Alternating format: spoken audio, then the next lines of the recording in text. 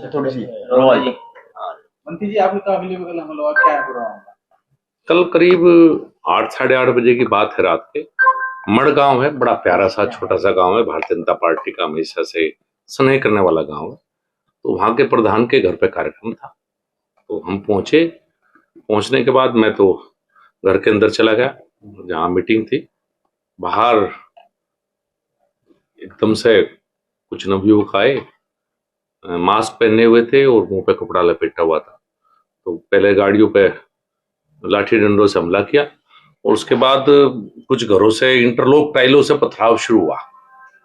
तो सबने मुझे कहा बाहर चलिए, मैंने शोर सुन के। तो जब मैं बाहर निकला और गाड़ी में मुझे बैठाया गया, क्योंकि सुरक्षा कर्मी थे, ना गाड़ी में बैठाया, तो ऐसा लग रहा था कि जैसा जंग का मैदान हो। ऊपर से छतों से बहुत बड़ी बड़ी इंटरलॉक टाइल्स।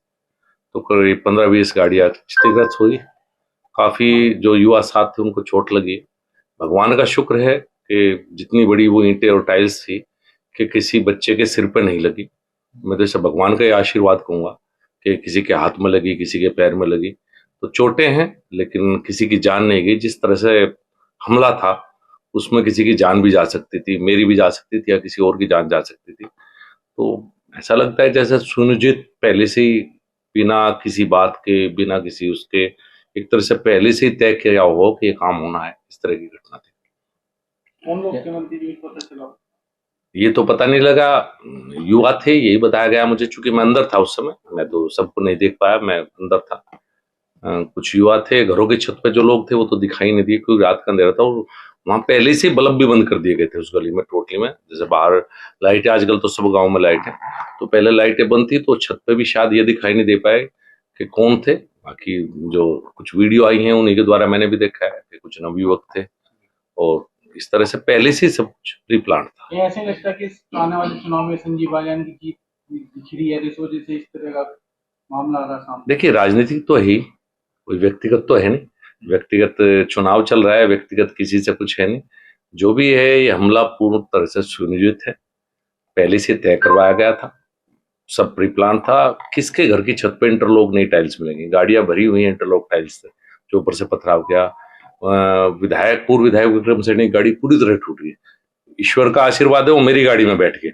अगर वो अपनी गाड़ी में बैठते तो पता नहीं उस समय परिस्थितियों में क्या होता, जिस तरह के हालात वो उस समय पर वहां पैदा हुई, जो भगदड़ वहां थी। तो घरों की छत पर इंटरलॉक टाइल कभी नहीं होती, नई टाइल्स वो खरीद के पहले से ही घर की छत पर रखी गई थी। नई उम्र के लड़कों के हाथ में किताब होनी चाहिए थी, उनके हाथ में पत्थर दे दिए गए। देखिए, जो आपने कहा, मैं भी इस बात से चिंतित हूँ कि हमारे युवाओं को किसी न किसी बात पर दिग्भ्रमित किया जा रहा है। और यही कारण है कि हमारी तरफ से अभी तक इसमें कोई रिपोर्ट दर्ज नहीं हुई है। चूंकि कोई भी युवा है, मैं नहीं चाहता कि उसके मुकदमों के द्वारा उसका वो हो सकता है किसी ने उनको भड़काया हो। वो पुलिस जांच का विषय है, पुलिस अपने आप करेगी। मेरी तरफ से कोई कार्रवाई के लिए पुलिस को नहीं कहा गया है, वो पुलिस जांच का विषय है। हाँ, ये जरूर मैं चाहूंगा कि पुलिस जांच करके जरूर निकाल ले कि इसके पीछे षड्यंत्रकारी कौन है।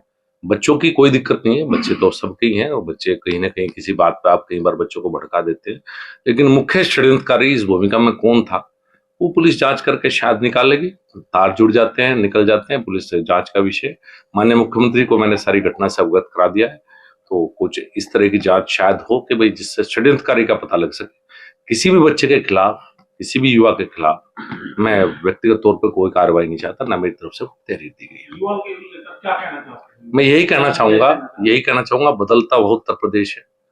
10 साल से देश में योगी जी और 7.5 साल से प्रदेश में योगी जी ने जिस तरह की कानून व्यवस्था का वातावरण तैयार किया है, आज हमारे युवा पुलिस फौज की भर्ती की तैयारी करते हुए मिलते हैं। बहुत बदल गया माहौल मुजफ्फरनगर का। मैं यही अपील करना चाहूंगा अपने छोटे भाइयों से, युवा साथियों से, किसी के बहकावे में ना आए। कहीं से आपको कोई किसी भी बात के नाम पर भड़काता है, ना आए।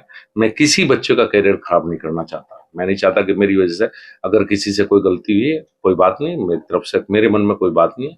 हाँ, मैं षड्यंत्रकारी से जरूर चाहता हूँ कि उनके चेहरे बेनकाब होकर जनता के बीच में आए, कि ऐसे माहौल में, इतने शांत जनपद में और योगी जी के राज में इस तरह की कानून व्यवस्था पर प्रश्न उठना, तो वो जरूर षड्यंत्रकारी सामने जरूर आए। मंत्री जी, सामने कप्तान से कोई बात हुई है कि कौन लोग थे, क्या? देखिए, मैंने तो माननीय मुख्यमंत्री से कहा, उस समय कप्तान से भी मेरी बात हुई है। और माननीय मुख्यमंत्री से भी ये कहा, और मैंने पुलिस ने मुझे कहा था कार्रवाई के लिए, मैंने कहा मैं अपनी तरफ से कोई तहरीर नहीं देना चाहता।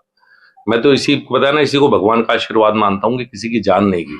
अगर जान जाती तो शायद मैं किसको चेहरा दिखा पाता। मान लिया विक्रम सैनी अपनी गाड़ी में होते तो क्या परिणाम होता, या मेरे ऊपर जिस तरह से हमला हुआ, वहां तो ये किसी को पता ही नहीं था किसकी गाड़ी आए, किसके लिए इतना भारी पथराव, किसी एक के भी सिर में लग जाती। तो मैं तो इसे भगवान का आशीर्वाद मानूंगा, कुछ नहीं हुआ, और मेरी तरफ से मैं कोई कार्रवाई इसमें अपनी तरफ से नहीं चाहता। ठीक है, धन्यवाद।